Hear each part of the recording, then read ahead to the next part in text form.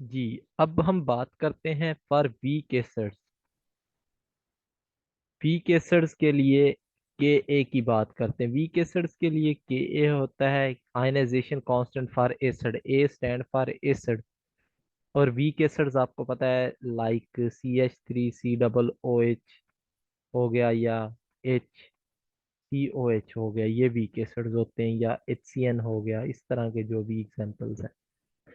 अब इनके लिए डिसोसिएशन कांस्टेंट जो होता है वो 100% नहीं होता, और ये 100% डिसोसिएट भी नहीं होते। ठीक है जी।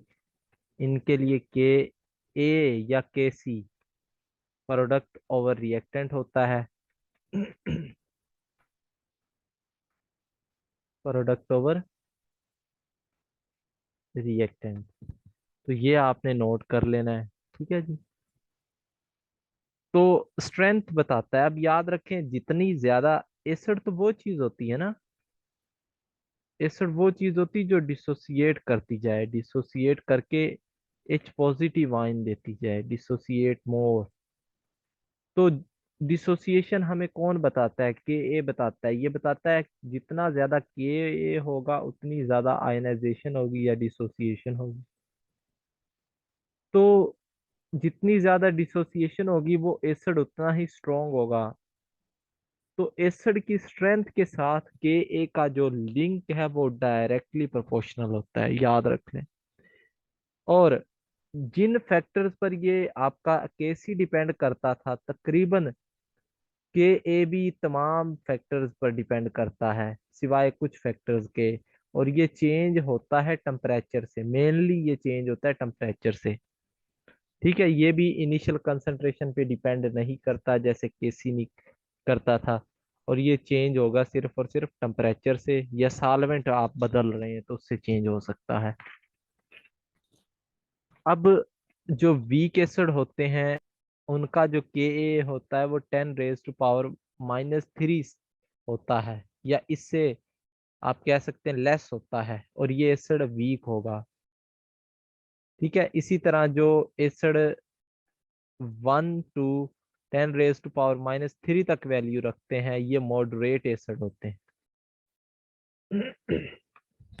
और जिनका के ए 1 से ग्रेटर होता है, यानी इनमें डिसोसिएशन ज्यादा होती है,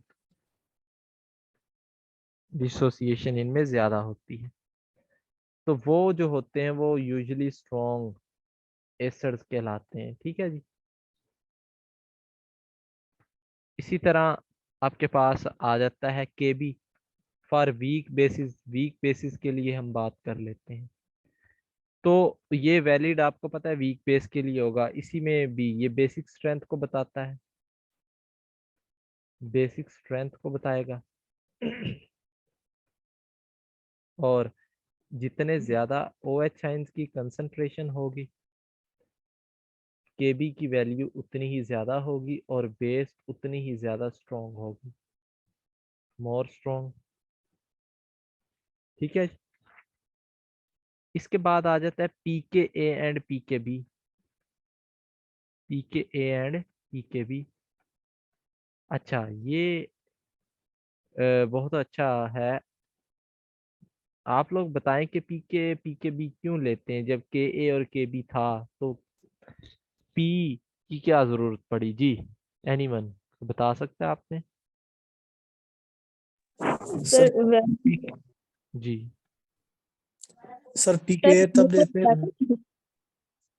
बताएं, एक बंदा बता दें।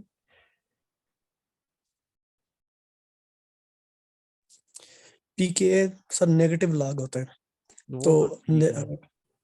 वो इस वजह से लेते हैं क्योंकि ये वीक एसिड के लिए पावर में माइनस में नेगेटिव में आती है, तो उसके साथ डील करना डिफिकल्ट होता है, इस वजह से नेगेटिव लॉग में इससे पॉजिटिव में कन्वर्ट कर देते बेसिकली जो वैल्यूज होती हैं वो बड़ी शार्ट और होती हैं, मतलब बहुत कम होती हैं, पॉइंट्स में आ जाती हैं। ठीक है, या जैसे बताया नेगेटिव, तो इसलिए उन्हें डील करना थोड़ा सा डिफिकल्ट होता है, तो इसलिए हम उनका लॉग ले लेते हैं।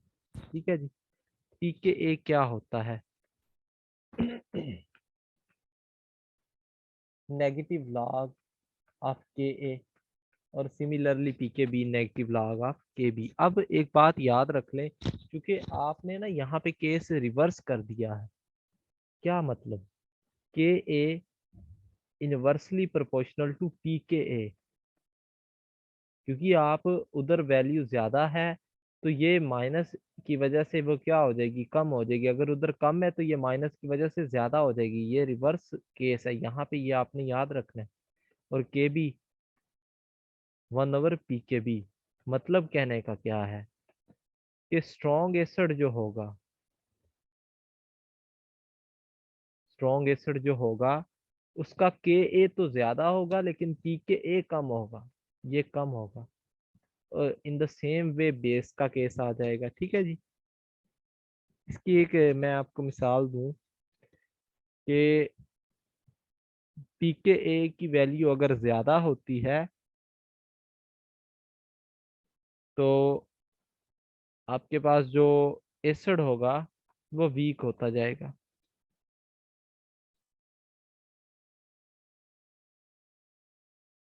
ठीक है जी। अब एक एग्जांपल देता हूँ कि अगर पी के ए दो एसिड्स की हैं, पी के ए 1 और पी के ए 2, इनके दरमियान जो डिफरेंस आ रहा है वो 1 का हो, तो वो जो एसिड होगा 10 टाइम्स स्ट्रोंगर होगा। कौन सा? जिसकी पी के ए वैल्यू लेस होगी, वो वाला एसिड जो होगा वो 10 गुना ज्यादा स्ट्रोंग होगा। ठीक है जी। अगर इनकी पी के ए की वैल्यू के दरमियान 2 का डिफरेंस आता है तो जो जिसकी पी के वैल्यू कम होगी वो 100 टाइम्स मोर स्ट्रोंगर होगा जिसकी पी के वैल्यू ज्यादा होगी। तो ये आपने बात एक याद रख लेनी है।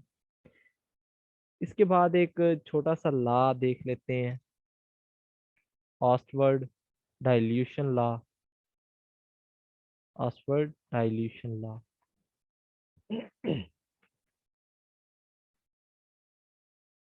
बड़ा सिंपल है।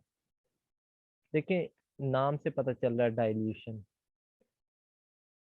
ये लॉ क्या कहता है कि जो डिग्री ऑफ डिसोसिएशन होती है, बेसिकली इसको हम इलेक्ट्रोकेमिस्ट्री में अच्छे से पढ़ेंगे। इधर आप ना एक ओवरव्यू ले लें इसका, उधर क्योंकि बड़ा डिटेल में आ जाएगी ना चीजें।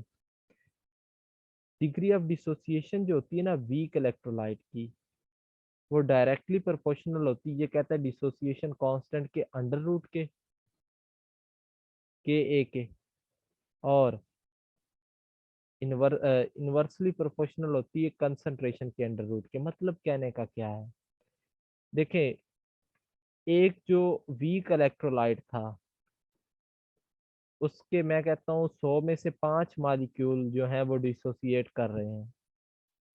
आपने क्या किया कि आपने उसके अंदर वाटर डाल दिया। अब वाटर क्या करेगा, ये जो आयंस एक दूसरे के साथ साथ करीब करीब थे, जैसे ही वाटर आएगा वो इनके दरमियान फोर्सेस को तोड़ देगा। अब 5 की बजाय 15 हो गए, तो फोर्सेस इनके दरमियान कम हो जाती हैं। एक तो ये, तो फोर्सेस कम होने से मतलब ये डाइल्यूशन की है ना सीधी सीधी आपने। तो दूसरे लफ्जों में मतलब इस लॉ का ये है कि जैसे जैसे आप डाइल्यूशन करवाते हैं डिग्री ऑफ डिसोसिएशन बढ़ती है, डिग्री ऑफ डिसोसिएशन बढ़ेगी जैसे जैसे आप डाइल्यूशन करवाते हैं, वाटर ऐड करते हैं। और डिग्री ऑफ डिसोसिएशन डिक्रीज होगी जैसे जैसे आप कंसंट्रेशन ऑफ सोल्यूट बढ़ाते हैं। मतलब कंसंट्रेशन बढ़ाएंगे तो फोर्सेस उनके दरमियान ज्यादा है। एक तो पहले ही 100 मालिक्यूल थे, उनमें से भी 5 हल हो रहे थे, और आपने 200 कर दिए हैं। आपने मालिक्यूल ही बढ़ा दिए सर, मालिक्यूल बढ़ा दिए तो उनके दरमियान तो मजीद रश पड़ गया। अब धक्कम पेल होगी, मजीद उनके दरमियान फोर्सेस ज्यादा हो गई हैं।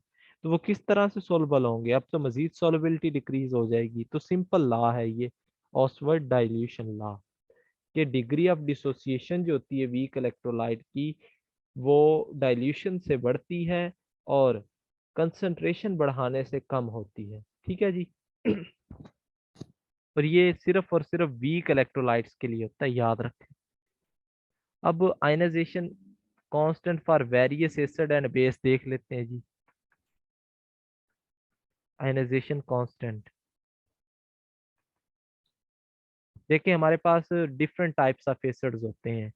मोनो बेसिक एसिड हो गया, या मोनोप्रोटिक एसिड बोल दें इसे, मोनो बेसिक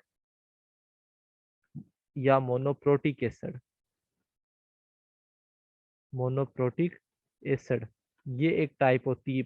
एक यानी जिनके पास प्रोटॉन हो, जैसे HCl हो गया। फिर आपके पास आते हैं डायाबेसिक, जिनके पास दो प्रोटॉन हो, सल्फ्यूरिक एसिड। फिर आते ट्राई ट्राई बेसिक या ट्राइप्रोटिक, जिनके पास तीन प्रोटॉन हो। ठीक है। अब हम, ये चूंकि वीकेस्ट होता है ये आपके पास, वीकेस्ट की बात करते हैं, इनका ही हम डिसोसिएशन कांस्टेंट लिखते हैं। तो इसकी एग्जांपल ले लेते हैं, H3PO4। ये डिसोसिएट करता है, H पॉजिटिव बनेगा, H2PO4 नेगेटिव। इसका जो K होगा उसको हम Ka1 बोल देते हैं।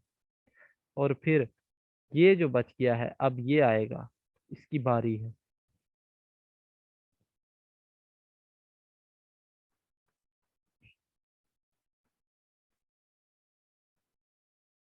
इसके हम लिख देते Ka2। और अब ये आएगा HPO4 ट्वाइस, PO4 थ्राइस बनेगा, और एक हाइड्रोजन देगा, और इसका जो होगा Ka3। अब देखें बहुत आसान है इसको समझना। कोई मिसिंग स्टेप हमने कोई मिस तो नहीं कर दिया? तो हाँ, एक रहता है अभी। एक 3 से 2 पे जाएगा, 2 से फिर वो 1 पे, 1 से वो 0 पे जाएगा। Ka1 Ka2 Ka3।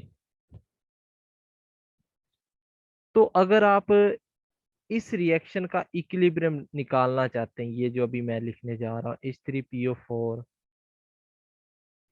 आपको मैंने ये केस पढ़ाया भी है, और ये एग्जाम्पल मैंने नहीं करवाई थी, मैं सोच रहा था आप खुद से प्रूव करेंगे, लेकिन आप लोग वली अल्लाह हैं। वली अल्लाह तो बहुत बड़े लोग हैं वैसे। खैर, तो आप मुझे ये बात बता दें कि इस ये जो रिएक्शन है, इसका के हम कैसे निकालेंगे जी? ये प्रॉपर्टी मैंने पढ़ाई थी। एनीवन? आप में से कोई बता दे। सर दोनों के का रेशो ले लें। दोनों का रेशियो ले लेंगे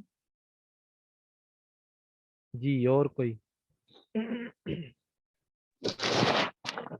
सर इसमें दो कांस्टेंट को मल्टीप्लाई करना था और थर्ड पे डिवाइड करना था। नहीं, थर्ड पे क्यों बेटा डिवाइड करेंगे? सर मेरे ज़हन में अभी वही चल रहा है। देखें, आप इन तीनों को ऐड कर दें तो ये चीज बन जाएगी, और ये 3 प्रोटॉन लॉस होंगे, और ये सारा सिस्टम। जी, ऊपर वाले 3 को अगर आप एक ही स्टेप में करवा दें तो क्या नीचे वाला नहीं बनेगा? Yes sir.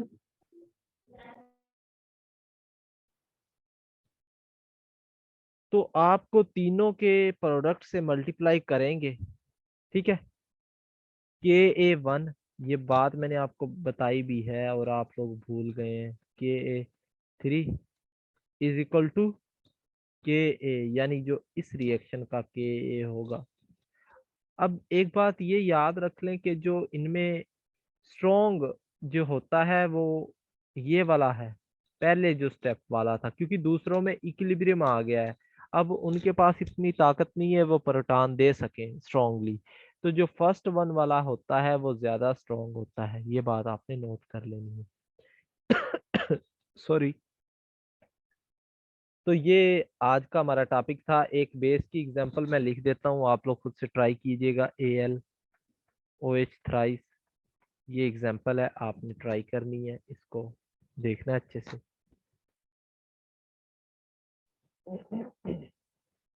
कोई सवाल आपका तो वो पूछ सकते हैं जी।